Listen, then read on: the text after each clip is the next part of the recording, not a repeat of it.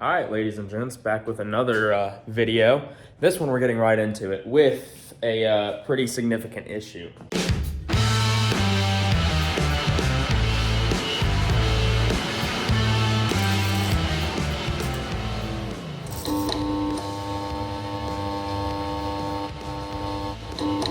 So as you guys saw in, was it the last video or was it 2 videos ago? I can't remember. In a more recent video, I put this new intake on my truck right here. That one. And I noticed, I mentioned it in one of my videos as well, that the gasket was wet near one of the water jackets. I kind of brushed it off, didn't really think anything of it. Everyone I talked to was like, you know what? I've had small block Fords do that. I've had Chevys do that. They just seep. Nothing's hurting.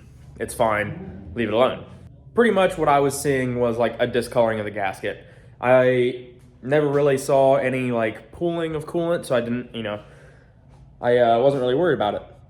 Well, for some reason, I had a gut feeling that I needed to pull this intake, and I don't know if you can see the discoloration and where things were leaking right there, but it didn't seal at all. Pro. I had better faith in you. But no, same thing on the opposite side. If you can see that, just everything. And these were the, nice one with the print to seal on it, and they were the steel core. And they didn't work. I don't know, it's weird. This is what was on the motor with the old intake, and there were no issues. But the biggest concern, and I'll see if I can put a picture of it on here, is when I pulled the intake, I noticed from where the water jacket was, a line of rust where kind of like a river of coolant had been traveling back to the oil drain backs in the back of my valley. And one of my lifters is rusted. It's not stuck per se, but it has some surface rust on it. And I was able to wipe a lot of it off and clean it up, but it's still one of those things that you don't want to have to deal with that or worry about that or anything like that. So with that being said, here's where we are now. I already have new gaskets in there. Me and my cousin did that the other day. They are the Trick Flow brand gaskets that those heads actually called for. And what we did, I didn't obviously have the print to seal or anything like that, so I siliconed both sides of the water jacket, the head side and then the intake side. I siliconed both sides, and then I put a couple little dabs of silicone like in the center, like down here, just to help hold it on and tack it on. That's the Steve Dulcich way. I see him do that on Engine Masters. That's how he installs stuff, and you know what? I've done that in the past and it worked. I don't know why I changed the thought process that I had. But yeah, so anyway, the intake's already done and should be fixed. I'm about to fill up with coolant, and then I'm gonna do another oil change on it because obviously it was getting just a small amount, but it was getting coolant down in the oil, as obvious by the little river of coolant in my valley down there by my lifters. So yeah, I'm gonna do another oil change, fill this thing back up with water. Race cars are stupid, but yeah, look at that knocked out. It's nothing special, but like I said, I feel like everybody should kind of know, like, hey, these they say, oh, they don't need silicone. They're made for, they're made so you don't need silicone. That's what these little O-rings are for. Yeah, don't listen to it. That could have been an expensive mess up. I'm glad I caught it. So yeah. Anyways, we'll fill this thing up with coolant and get some fresh oil in it, and we should be good to go. Oh, mess. Oh, it's just water. One thing that's really nice about this truck at the moment is I don't run a thermostat in it. I have the Moroso water pump drive kit. So basically makes my mechanical pump an electric pump, and it works pretty good, especially with this truck being on E. It doesn't get hot. Pretty nice, because then I don't have to worry about air pockets as much. I might get a little bit here and there, but not a huge concern. Oh man, gonna say, aside from a little bit of dribble at the very beginning, that was a pretty good pour. And then I ruined it. Oh, she's thirsty. Big radiator, big motor. Happens. You know what? I think we're good.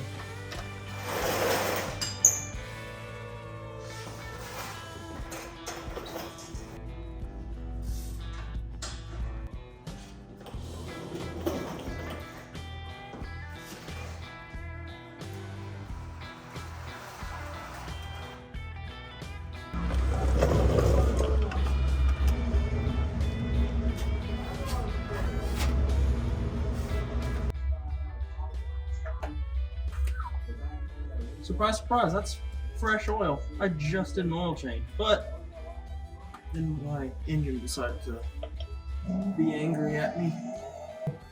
Trying to look on the bright side of things, I wanted to use a Wix filter when I did this oil change the last time anyway, but they didn't have any in stock, so I was like, all right, I'll just go for a Ford Performance or whatever Ford thing they had. They didn't have Wix. Well, when they ordered some for me, because they know I use them. And I went in and I picked one up just so I had it on hand, kind of like my oil. I buy all my oil in bulk, so I have all it on hand.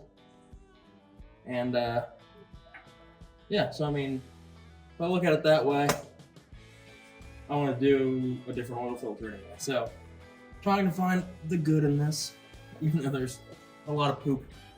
Anyway, I digress.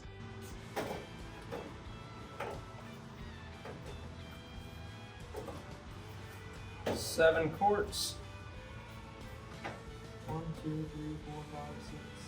1, 2, 3, 4, 5, 6, 7. And one in the filter, just to be safe. It's a 7-quart pan, but obviously there's other things that take up more space, and with having a high volume pump, you know, it's going to pump a lot more oil around, so you want to make sure you have plenty. If you don't have plenty, things can go very bad. Way worse than a little bit of water getting into your lifter valley. I will say it's a bummer that I had to take this intake off, even if it was just for a little bit. This thing ran good with that intake. I mean, it pulled hard. I timed myself actually. It takes me 21 minutes and some change to pull this intake off. Now that's just pulling the intake off. That's not, spending the time scraping the gasket. That takes forever. I don't know when that will ever be useful, but it's good to know, I guess. I need to go restock my oil stash too. I'm about out after this. Well, actually, I think I have like a quart left, and I keep it in the truck, in the back seat, just in case. Just in case. It'd probably go quicker, but I can't seem to find this HR5 in the big one bottle. If I could just do that, I could just stand there. I wouldn't have to open up a fresh one. Going to kind of let that settle for a second.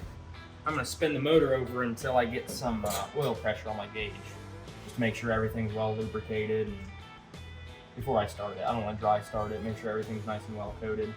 Get some oil up here in the valley. So can't be that bad.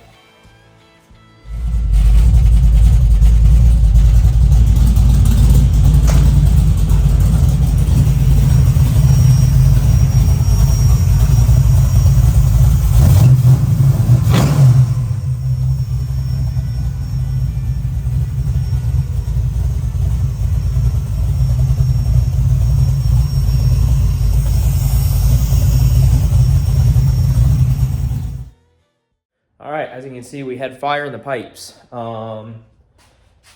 Funny story. I heard that whistle. You might have actually kind of heard it in the video here when I'm kind of like going around showing you where like the water jackets are, seeing that there's no leaks. But there's like a whistle, and I assume it's coming from the air bleeds on the carburetor. It's my assumption. I could be way wrong. Most of the time I am. But regardless, I heard that whistle, so I kind of crawled up. I was leaning over my engine and everything, and I'm like, like looking, but like listening down in the carburetor. I don't know. I was looking, trying to hear things, but I don't know. Anyway, my face was right over the carburetor, and I went like that to the throttle blades, and I went. I saw the little fireball down in the intake. It hit me in the eyes a little bit. It was really warm and scary. Help me! I'm on fire. You're not on fire, Ricky Bobby. I'm on fire! You're not on fire! Anyway, but yeah, we're gonna let this thing cool down for a little bit. Might even just wait till tomorrow. Come out, check for leaks, and potentially re-torque the intake. I'm wondering if that was an issue that I had in the first place, because that has a very specific pattern at which you torque it at, because there's straight down bolts, there's bolts that go in a diagonal, and you do all the diagonals first at 25 foot-pounds, and then you do all the straight up and down ones at 20 foot-pounds. I don't know. It's what they call for. So, obviously whatever I did last time didn't work, so I did it their way this time, and we'll see how that works.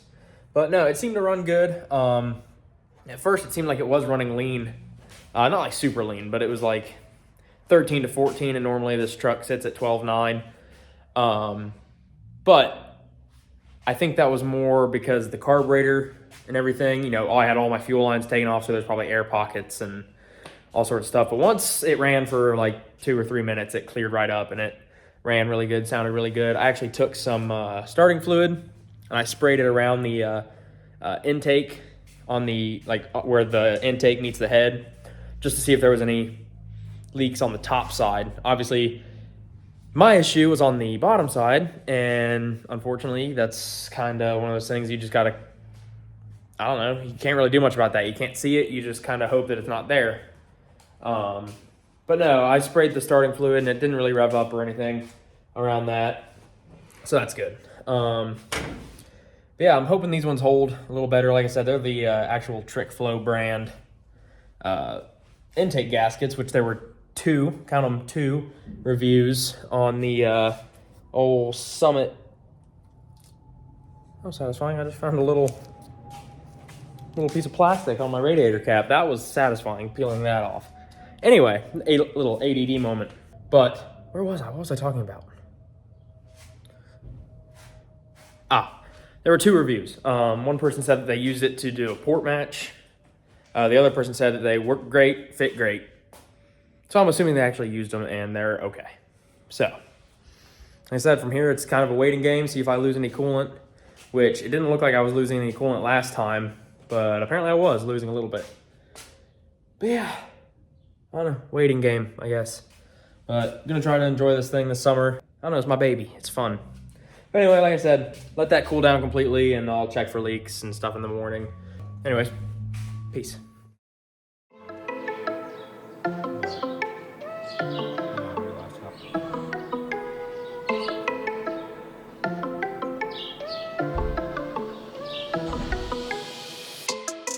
All right, give me the lowdown on this thing. The people want to know. What do you want to know? I don't know. I mean, I know about this car. I've pretty much known you since you've had it, but nobody else knows about it. So this thing's just some generic bracket stuff built by a high school kid in his parents' garage. So basically it's a stock block 383. It's a stroker. I hate when people say it like that. Oh, it's a 383 stroker. Brother, I know it's a stroker. It's not a fucking 350. You have to stroke it. Yes, I too need stroked. Okay. Anyway, back to the motor. It's a old school Gen 1 small block Chevy, stock block 383. It's got good H-beam rods, good forged pistons, good forged crank, 2-piece rear main seal. It's got some super nice, decent roller camshaft in it. They got really pretty rockers in it. Those are cheap pieces I bought in high school. Hey, they're the same ones I have. That's why I said they're pretty. You got your pimp stud girdle. My one-off stud girdles, because these cylinder heads are so old that nobody uses them. Yeah, I mean, what are these, grade 5 bolts? Probably. Like, I can go get those at Napa or do it best right now. Listen. Like, shoot, I got 2 pieces of flat stockings and bolts, bud. I can make it. Dude, these cylinder heads are older than I am. I know. So it's like They're AFRs, aren't they? Yeah, these are literally OG, the very first run of the AFR 220s. Back in the day when a 220 cylinder head on a small block was like pro stock shit. These were the baddest of the bad at one point. Yes, those were at one time the baddest aftermarket aluminum cylinder heads for a small block Chevy you could buy. And I pulled them off of a 360 that I had hydro-locked. Oh, I remember that. And stuck them on here. Actually, I had them valve jobbed. And when I had the valve job done on them, I was told then that these were virgin heads. Nothing had ever been done to them. Oh, that's pretty sweet. So, I didn't even know that. Yeah. So these aren't even ported. These are literally out of the box from 96. I don't know about you, but wow. Yeah. What a hole. Wow. What a hole. Stainless valves, Ferrara valves, pack springs, titanium locks and retainers, just, your run-of-the-mill stuff. It works good. Works great. This is the best engine I've ever had. Now it's on methanol, it's actually consistent. Yeah, and the worst part about that is that I have a $100 Chinese World Products Hurricane intake. And Isn't that over by you? Yeah, he sold it to me for $100. I mean, it's shiny. Yeah, I need to repolish it, but Oh, dude, I would not have the time for that. Even if I had the time for that. Is it really worth it? No. Am I going to do it anyway? Probably. Yeah, but you want your tunnel ram back. I do want my tunnel. Where's it ram at? back. Is it? That's not it's it. over there in front of my mother's car. The other Malibu. Malibu. Malibu. Yeah, there's a whole lot. Malibu. There's a whole lot of Malibu gang going on. The reason I built my truck. We'll get to that at another time. Ass is what that is. That's not a... Oh, there's your tunnel ram. I was going to say, I was like, Ethan, that's a... My brother in Christ, I figured out our problem. What? I changed these poly locks are 2 different sizes. Are you serious? I swear. You got one that's 3/16 and one is... Right here is 3/16, which makes sense because I blew when I broke the push rod in this motor. It blew the poly lock apart, which is on top of that drum. And that one's got the short top on it. Yep. And this one. That's the only one that's different. Yep. Now I understand why. We spent, 20 minutes wondering why all of the poly locks were loose. Finally, we just kind of. And we're like, we'll just undo the whole thing. Yeah. And then it turns out we had the wrong size Allen in there. But no, that makes sense, I guess. If you wanna say that makes sense. Yeah, it makes complete sense now. It makes complete sense for you. I've had a few frosty beverages, okay? Dish. Alright, let's see the carnage. So, this motor, the reason that one's different is this is the original poly lock. And as you can see, it's broke. I don't know if is that I'll zoom. enough or... I'll zoom. Okay. Oh, it's broke. Yeah, it's broke. And the reason that it broke is because it stripped every thread off of this. Oh, yeah, that's smooth. Yeah. This is a smooth brain. It doesn't hold anything. It's a smooth brain. So when this broke, it stripped this, which in turn broke the push rods. And when it broke the push rod, it knocked the top out of my lifter. And actually, this lifter in particular, the push rod stuck in it? There's a piece of push rod that was stuck in it. It collapsed said lifter, and as I was driving back to the trailer, I noticed this thing was running funny. Just a little? I wonder why. Just a whole cylinder off. Just a 7-cylinder. Yeah. So at that point, I pulled it off, pulled apart, and realized that we had bent one push rod and broke another one, which explains that poly lock because I called my engine builder. He said probably ought to put a new set of lifters in it. So being that at the time I was just an apprentice, only making about $12 an hour, knowing I couldn't afford another $700 set of lifters, I stole one out of another motor that was laying in my dad's garage and slammed it in there and bought a box of push rods for $100 off a buddy of mine that were the right length. I remember that. And my engine builder gave me that poly lock to throw on here so I could go racing next weekend. Making it work. And as bad as this is to say right now, that poly lock and that used lifter that I put in there, or used set of lifters that I put in there, are basically 3 years old, not to mention how much older they were used before that.